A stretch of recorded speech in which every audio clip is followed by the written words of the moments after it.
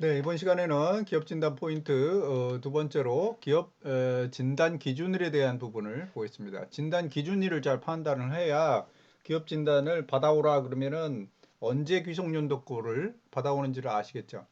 신설법인은 면허를 내기 위해서 이제 기업 진단을 받게 되는데 그럴 때는 설립 등기일 기준입니다. 법인 같은 경우는.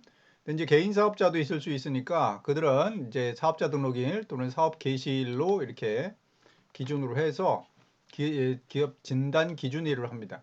진단 기준일, 진단을 받는 기준일이 되는 거고요. 그때 당시 대차 대조표, 재무상태표를 기준으로 한다 이런 얘기입니다. 근데 이제 진단일은 진단자가 진단을 하는 그 날짜를 진단일이라고 하는 거죠. 그래서 진단 기준일과 진단일은 다른 개념이니까요. 그 사이의 어느 시점에 진단 어떤 대상이 되는 재무상태표가 이제 확정이 되는 거죠. 신설법인 외에 기존 법인이 신규 면허를 신청하려고 한다. 그러면 등록 신청일을 기준으로 해서 등록 신청일이 속하는 달의 직전월 말일, 바로 전달의 말일이다. 이런 얘기입니다. 사업 양수도가 일어났다. 그러면 양수도 계약일로 합니다. 양수도가 계약된 날짜로 하는 거지 양수도가 실제로 이루어진 날이 아니고 계약일을 기준으로 한다. 이런 얘기입니다. 그래서 이거는 왜 그러냐면 사업 양수인이 양수도 이전에 이미 등록 기준을 충족해야 된다는 그런 취지입니다. 그래서 양수도를 통해서 건설업 등록을 하는 경우를 방지하고자 해서 계약일을 기준으로 해서 이미 양수인의 그 자본금 요건이 만족되어 있는 상태여야 된다 이런 의미입니다. 건설업에 대해서 해당 건설업에 대해서. 자, 분할이나 합병은 등기일 기준으로 하는 거고요. 계획서나 뭐 이런 기준일이 아니라 등기가 실제 이루어진 날짜를 진단 기준일로 합니다.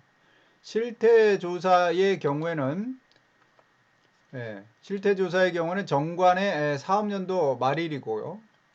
그러니까 정관상의 사업연도가 언제부터 언제까지라고 나와 있잖아요. 그때 말일을 기준으로 해서 실태조사를 합니다. 보통은 다 12월 말일 이렇게 되겠죠. 개인은 12월 말일입니다. 정관 자체가 없기 때문에. 또 영업 정지 후에 다시 진단을 받아오라 이런 경우가 있는데 그럴 때는 정지 기간 종료일이 통상 되고요. 아니면 이제 등록관청이 별도로 지정하는 날짜가 될 수도 있습니다. 여기서 말하는 모든 재무제표는 진단 기준일의 재무제표이고요.